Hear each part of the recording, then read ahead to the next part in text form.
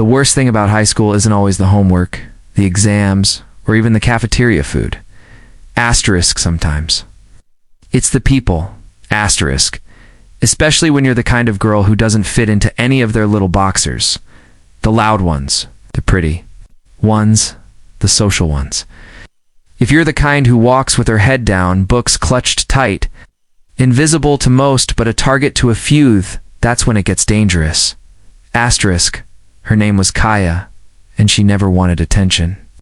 She just wanted peace.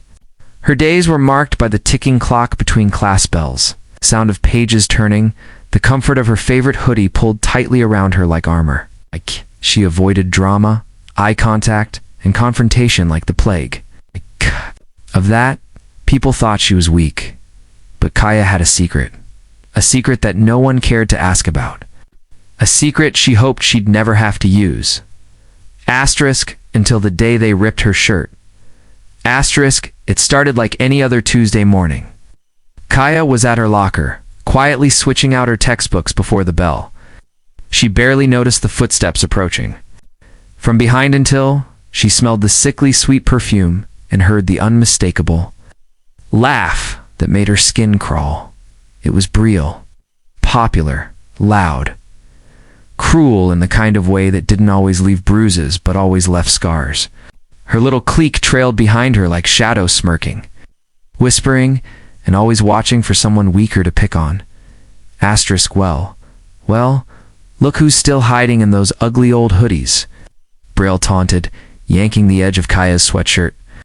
Don't you own anything that isn't from the clearance bin? Asterisk. Kaya didn't respond. She knew from experience that words only made things worse. Asterisk. But Brielle didn't want silence. She wanted humiliation. With a sharp tug, Brielle grabbed Kaya's shirt beneath the hoodie and yanked hard. The fabric tore down the side, exposing Kaya's shoulder and drawing gasps from the hallway.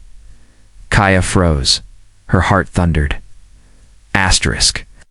Not from fear, from rage. Something inside her snapped. Not like a scream or a sob, but like a rope that had been pulled too tight for too long. She stepped back, her eyes suddenly clear and sharp like ice. Asterisk, you shouldn't have done that, she said quietly. Asterisk. Brielle rolled her eyes, or what? You gonna cry? Kaya didn't cry. Instead, she moved. Asterisk in one swift, fluid motion. She grabbed Brielle's wrist, pivoted her hips, and flipped her to the floor so fast that her followers didn't even have time to gasp. The slap of Brielle's back, hitting the hallway tiles, echoed louder than any bell. Asterisk. Asterisk.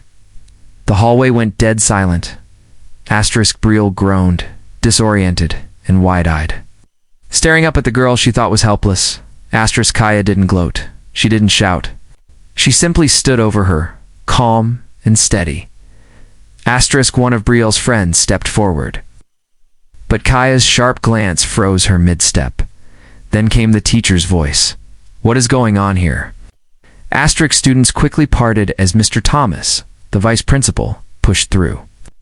His eyes took in the scene. Brielle on the floor, her friends speechless. Kaya standing silently with part of her shirt torn, her breath steady. Asterisk. I defended myself, Kaya said, voice level. Asterisk. And for the first time, someone listened. The investigation was swift. Asterisk. Several students had filmed the incident. The footage was clear. Kaya had been harassed, physically assaulted, and responded only when provoked. The school couldn't ignore it. Brielle was suspended. Her friends too.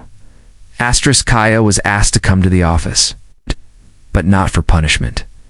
Asterisk. Instead, the counselor asked if she was okay. No one had ever asked her that before.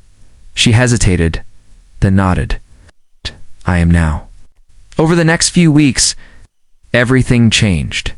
Asterisk. People who once ignored her now looked at her with a mixture of awe and respect.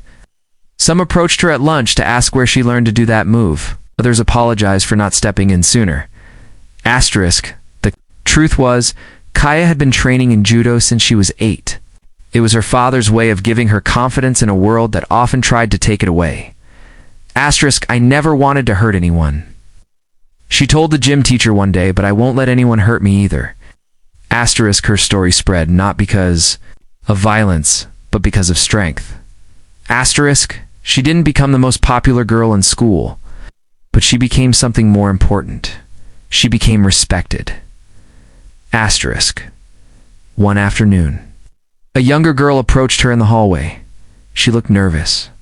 Her sleeves were pulled down too far, her eyes heavy with something she didn't want to say. Asterisk, Kaya gently asked, "Do they bother you too?" The girl nodded. Kaya reached into her bag and handed her a flyer. Asterisk, Self-Defense Club. "We meet after school. You're not alone anymore."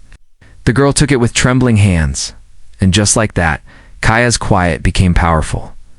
The message. Asterisk, just because someone doesn't raise their voice doesn't mean they don't have strength. Quiet people carry storms inside them, storms built from pain, endurance, and the will to survive. Asterisk, Kaya didn't fight to be noticed. She fought to be safe.